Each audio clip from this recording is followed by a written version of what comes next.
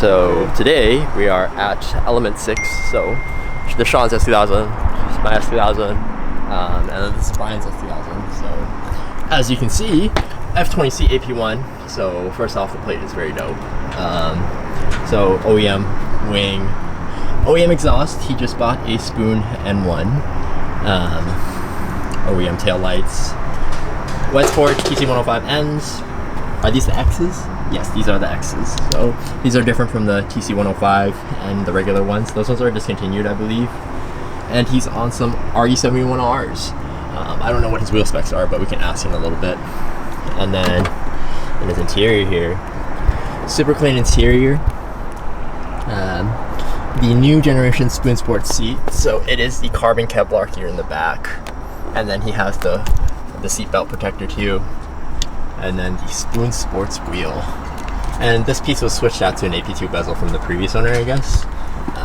So the Spoon Sports wheel here, this one is leather.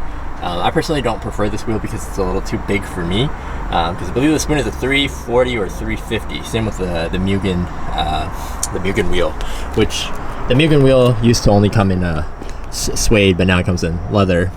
And then he's also using a Works bell, short hub with a Works bell quick release. I have a blue one for sale if anyone wants to buy it, $200. And also a shift knob. It's gonna be that OEM shift knob, baby. So his car is relatively clean. Soft top is gone, but the whole car is super clean. Anyway, so what Ron is doing today, so this is Ron. He's been working on S2000s and he drives S2000s very fast. So AP1s, if you guys don't know, have very weak intake and exhaust retainers, so the valve retainers. And so today we're changing that out.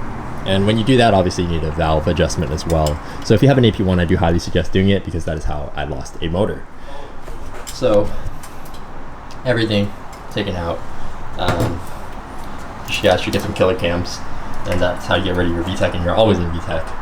So spark plug, coil packs, soft cover, spark plug cover, which is normal stuff. VTEC killer cams. So some killer cams, I think it's like the Toda. You don't have to have a tune. It's like stage 1 or whatever. But yeah, so taken apart.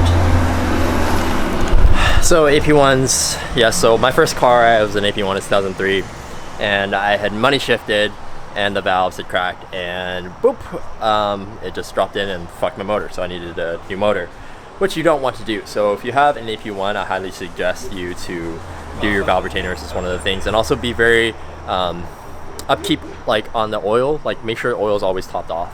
It's not as big of an issue on 04 and 05 AP2s, and then everything else, so 06 plus. But AP1s, definitely make sure you do that. So these are what the valve retainers look like. They're really just little pieces of things that hold your valves up. If you guys don't know what a valve looks like, it's they're like a T-shape. It's round, and then it's one long thing. So it's what lets air go in and out.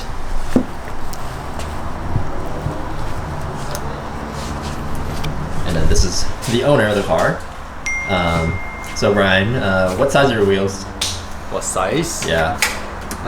17, 9, 9.5, I forgot. Yeah, 9 or 9.5. 9 or 9.5, so you don't remember. TC105X. Yeah. And then this is Mark, Mr. Element 6, who he wrapped my hood, and then today's Sean. Sean scratched it right here. But I have a carbon piece coming that's going to cover that up, so that's not really an issue. So I put these hood pins on because I don't like arrow catch, and I think these just fit the 90s vibes better. And then one other interesting thing is my trunk latches. These came off of the Accord GTC, or I forgot, it's like the Japanese race series in the 90s. They're the same ones, so these ones were locking as well. And I had these because my old trunk, my trunk latch broke, and I didn't really want to buy a new trunk latch, so I just bought these instead. So these are locking. Unlike the Mugen ones actually come off pretty easy, I think, but those are actually just some random ass hardware locks. And One other funny thing that we noticed the other day, as Mark and Sean were installing my third brake light, was that I'm missing a hole right here. And I was like, is this kit fake? There's no way, because I've seen so many and I know that the sticker, you know what the sticker looks like. And then we go inside and we look at Frank's, which, doopity doop, my pink pants. Extra fucking hot boy. And then, so this is Frank's car. So Frank has the same exhaust, so the J's Racing dual. But if you guys notice, talking about this hole. So I hit up Danielle, aka Miss J's Racing, and she was telling me that she talked to Hisaki-san, and he said that the original model was the only one that had no hole. And so I guess this might have been a mistake from the factory where they forgot to get that hole out. And so I guess it's kind of unique because the old car had it, this kit has it, Diana's kit has it. So I guess we'll just keep it non-hold, or we'll figure some random shit out to cut this kit up. So yeah, Frank has the 1800 millimeter swan neck from Jay's, so it's gonna cost more than the Voltex one. And right now, Voltex is on a 1-year back order for a lot of shit. My old K1 lab swing. He put an FRS, third brake light there, and so this car's gonna it's getting a full makeover right now. So Ron's doing a port and polish on the motor, so his motor's currently apart as well. And you guys can see it's empty. And he decided to do the power needy, so Rhett's fender vents. And his car's on TC4s, which, I mean, it's a dope wheel, but my personal favorite, I still like the TC3 because of that machine center more. But they're discontinued, they're hard to find now. So, and one difference between the J Swan neck and the Voltex Swan neck is the end plate. Jay's has these little slits in there. So, yeah. So, just a short video on updating you guys on what to do if you have an AP1, and also some of the shit that's happened on my cars and other people's cars and shit. So, catch you guys later. Oh, is that mine? So, we're gonna sit in the seat. I sat in it earlier, I didn't talk about it. I didn't sit in it either, but this is the spoon seat, the new generation.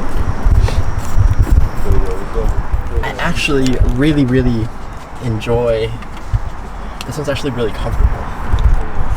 This one is actually super comfortable, this seat. Like, the seating position is actually perfect, but I don't know if it's because I have a roll cage that hits the back of the seat that I can't get the seating position, but I'm sitting at the perfect height where like my straight vision is right at the steering wheel.